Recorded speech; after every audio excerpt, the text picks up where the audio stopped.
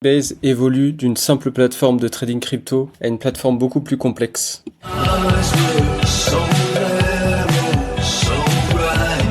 Donc je vous fais cette vidéo suite au Coinbase Q2 Earnings. C'est un document où ils expliquent l'évolution de Coinbase et je pense que c'est intéressant de suivre ça pour comprendre comment l'écosystème évolue et comment un leader de l'écosystème évolue. Donc on voit que Coinbase n'est plus dépendant sur Bitcoin, donc ce n'est plus qu'un pari sur Bitcoin, mais c'est aussi un pari sur le reste du marché. Donc un marché en baisse, mais une part de marché en hausse pour Coinbase, puisque donc ils ont une perte nette comptable, sachant que aussi le marché baisse. En revanche, leur chiffre d'affaires se stabilise malgré qu'il y a beaucoup moins d'échanges. Et maintenant, ils représentent 10% du volume mondial au niveau de la crypto. Donc, ils sont quand même passés, il me semble, de 7% à 10% en un an. Donc voilà, ils ont pris de belles parts de marché. Donc on voit que c'est quand même un projet qui paraît résilient quand même par rapport à l'état du marché actuel. Donc aujourd'hui, ce n'est plus le Bitcoin qui fait vivre Coinbase, mais c'est vraiment tous les services qu'ils ont construits autour. Donc un abonnement et service, 48% du revenu net. Donc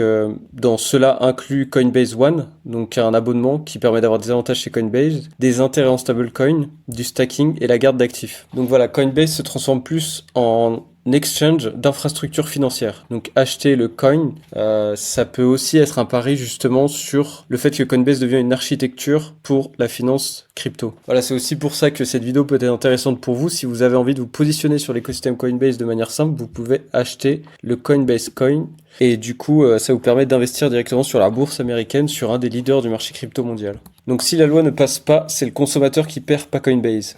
Donc il faut savoir que par rapport au Clarity Act, eux, voilà, ils attendent de voir comment ça va se passer, puisque le Clarity Act va décider qui régule quoi, qu'est-ce que la SEC régule et qu'est-ce que la CFTC régule. Il faut savoir que, a priori, ce qui pourrait se profiler, c'est que la SEC régule tout ce qui est nouveau projet crypto quand il passe une certaine étape après l'étape de transparence qui sera obligatoire aux États-Unis, où vous devrez obligatoirement expliquer comment vous allez lever les fonds, comment vous allez répartir les fonds, comment vous allez gérer les fonds, tout ça devrait être inclus dans des smart contracts. Donc c'est vraiment l'option de Clarity.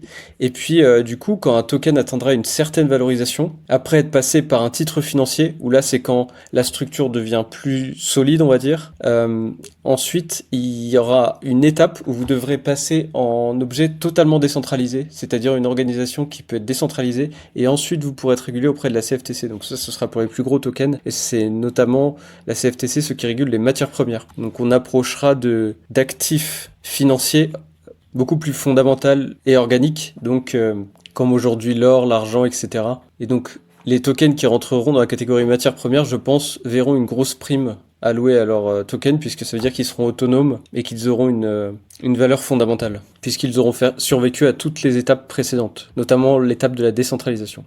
Et donc a priori, le Clarity Act ne devrait pas passer tout de suite, puisque Polymarket donne à peu près 30% de chances d'adoption en 2026. Donc c'est probablement plus pour 2027. Donc la différence clé, c'est qu'une loi surveille un changement de président, une règle d'agence peut être annulée du jour au lendemain. Donc c'est pour ça aussi que certaines grosses entreprises attendent le Clarity Act pour se positionner, puisque si les règles changent du jour au lendemain, ils peuvent pas se permettre de lancer des gros produits sans structure claire. Donc voilà aussi, il y a un concurrent maintenant à l'USDC du coup de Circle. Donc Circle qui, je pense, peut être une entreprise intéressante dans laquelle investir aussi sur les marchés traditionnels. Même instar que du coup Coinbase. Du coup, il y a un concurrent qui est OpenUSD, donc le OUSD, donc qui est un nouveau stablecoin, notamment lancé avec Visa, Mastercard, Stripe, BlackRock et Google. Et donc, contrairement à Circle, eux, ils vont reverser la majorité des revenus de leurs réserves aux partenaires. Donc c'est aussi l'avantage qu'ils ont trouvé par rapport à Circle, mais Circle pourrait tout à fait se mettre à faire ça, et avec leur adoption, ils pourraient rester quand même leader. Voilà, faut savoir qu'il y a eu beaucoup d'autres initiatives comme ça, de stablecoin, donc avec des gros organismes, donc à voir comment ça va se passer. Mais du coup, Coinbase se dirigerait plus vers une stratégie multi-stablecoin, donc en apportant un soutien à tous les grands stablecoins, mais en négociant des parts de revenus avec chacun. Donc c'est aussi pour ça que investir dans Base pourrait être intéressant. Mais voilà, il faut quand même prendre en compte que Circle, aujourd'hui, a renouvelé son contrat, reconduit à l'identique, jusqu'à son échéance du 18 août 2026, tant que les conditions sont remplies entre les deux parties. Donc a priori, le contrat devrait être renouvelé. Et donc un nouveau narratif pourrait être donc que la valeur glisse de celui qui émet le stablecoin vers celui qui le distribue, puisqu'on voit que les revenus tendent vers zéro finalement pour ces organismes qui vont se faire concurrence, et que c'est ceux qui ont le potentiel de distribution qui vont récolter tous les fruits. Donc le potentiel de distribution de Coinbase, par exemple, ça va être d'avoir son nombre d'utilisateurs, où ils vont pouvoir proposer des stablecoins. Et donc eux, ils s'en fichent qu'ils gagnent la guerre derrière. Ils proposeront le plus avantageux, le plus liquide pour leurs clients. C'est ce qu'on voit aussi se profiler autour de l'intelligence artificielle, où finalement tout le monde peut tout créer, mais maintenant ça va vraiment être ceux qui arrivent à distribuer leurs produits qui auront un avantage. Et donc voilà, faut savoir que aussi Circle, ils sont assez arrangeants par rapport aussi à cette nouvelle concurrence, ils placent leur billes, puisque par rapport à Hyperliquid qui détient 6 milliards d'USDC, ils ont négocié du coup un accord où une majorité des revenus de ces USDC détenus par Hyperliquid iront directement à Hyperliquid. Et donc il y a Ken Worthington du JP Morgan qui pose la question, si un tiers peut exiger ça, comment protégez-vous vos marges? Et donc la directrice financière de Circle assume partager les revenus et le bon calcul long terme parce que c'est ce qui fait grossir le réseau USDC. Et donc là, on voit que ça renforce quand même Hyperliquid, ça renforce du coup Circle, mais ça renforce aussi Hyperliquid puisque les protocoles qui gardent les dépôts captent désormais le rendement. Donc chaque gros protocole va valoir le même deal. Et donc ceux qui ont les plus grosses réserves vont significativement augmenter leurs revenus et potentiellement le buyback sur leurs tokens. C'est pour ça que certains disent qu'Hyperliquid est un peu le Solana du prochain cycle, puisqu'ils sont très bien positionnés pour devenir leader dans une très grosse industrie. Et aussi, des ETF sont en préparation Hyperliquid, a priori. Donc ça pourrait vraiment apporter des choses intéressantes au niveau du rendement. Donc voilà, il se présente aussi du coup dans ce rapport Q2 Earnings, du coup, il se présente comme le Netflix de la crypto, puisqu'ils sont à 1 million d'abonnés payants. Donc l'abonnement c'est Coinbase One, donc il y a 3 niveaux, mais le niveau le plus bas est à 5 dollars par mois, et du coup vous avez des frais de trading réduits. Vous avez aussi jusqu'à 10 000 euros de trading sans frais, à partir de 19 euros par mois. Et avec la version premium, du coup, à 199 euros par mois, vous avez 25% de réduction sur les frais de trading. Donc sur tous vos frais. Vous avez aussi des bonus de stacking améliorés, 5, 10 et 15% de récompense. Donc ça peut être intéressant de payer l'abonnement aussi si vous avez beaucoup de stablecoins. Il y a des protections de compte renforcées aussi, pour aller jusqu'à 250 000 euros. Donc ça serait dans les cas où vos identifiants sont compromis et qu'on vous hack.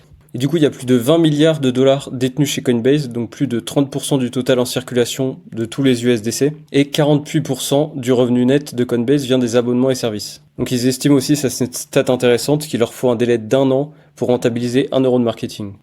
Mais voilà, ils soulignent que ce record arrive pendant un marché baissier, et donc voilà, c'est intéressant pour eux, mais ça montre aussi pour nous que du coup, ils sont en train de prendre des parts de marché qui se renforcent, et que finalement ça devient un acteur vraiment établi aux États-Unis, notamment avec Coinbase Binance qui est quand même moins présent.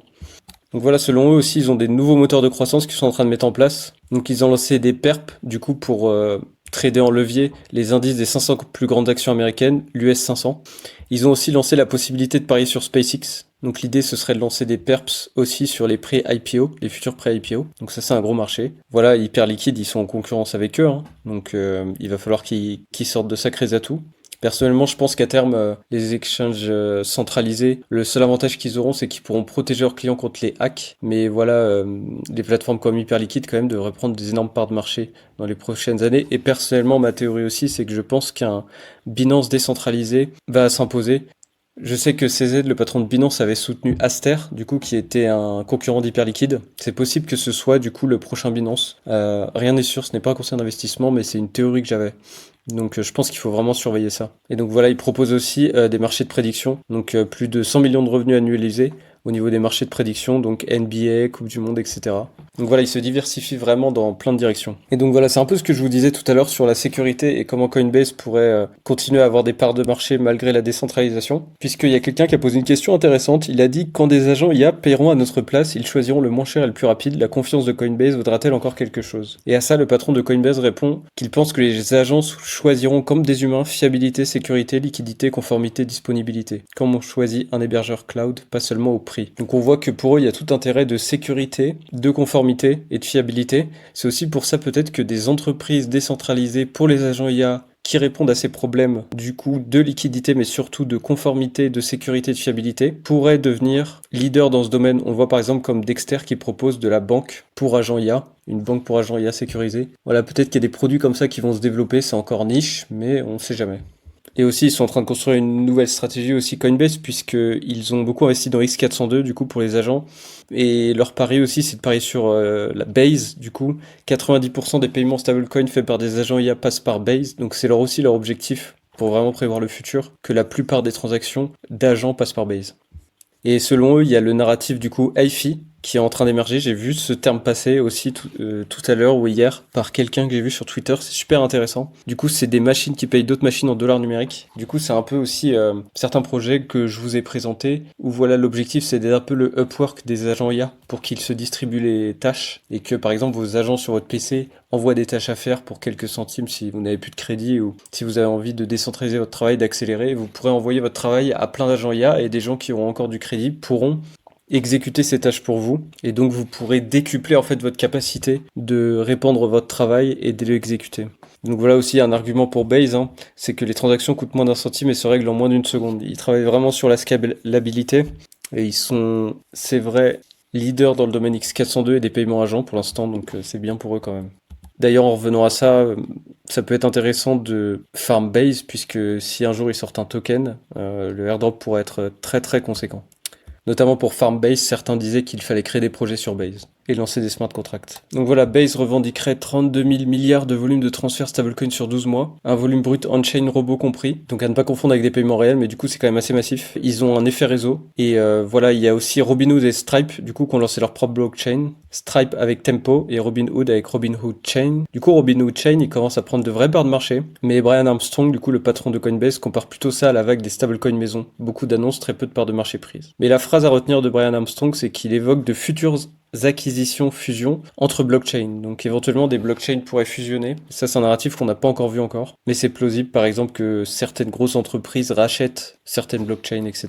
Donc voilà les 5 narratifs à surveiller du coup par rapport à cette présentation. Donc la distribution émission, celui qui détient l'utilisateur capte le rendement. Donc à surveiller Hyperliquid, les gros protocoles à dépôt et les prochains deals de partage de revenus. Entre guillemets à surveiller aussi les protocoles qui ont beaucoup d'utilisateurs et qui ont une grosse croissance utilisateur et d'usage. Donc il y a une guerre des stablecoins aussi qui se profile avec l'OUSD. Il y a du coup le narratif HiFi, donc les paiements entre agents, passent quasi tous par blockchain, mais c'est potentiellement le terrain de jeu des prochains projets, l'HiFi. Donc créer des outils pour que les agents puissent se payer entre eux, des wallets, des rails, on voit qu'il y a beaucoup d'entreprises qui investissent dans ça. PumpFun, Coinbase, Cloudflare s'intéresse à ça aussi, donc voilà, des énormes entreprises. Donc éventuellement des chaînes qui se consolident entre elles, trop de chaînes, pas assez d'utilisateurs, des fusions de L2, et une régulation puisque mi-septembre, le Sénat américain va reparler du Clarity Act, et on devra en savoir plus sur ça. Donc voilà, j'espère que la vidéo vous a intéressé. Voilà, on voit quand même de belles choses se profiler, un leader s'imposer, aussi des challenges au niveau d'Hyperliquid, donc on verra comment tout ça évoluera. En tout cas, je vous souhaite une bonne fin de journée. N'hésitez pas à liker, à commenter et à me suivre. Allez, ciao!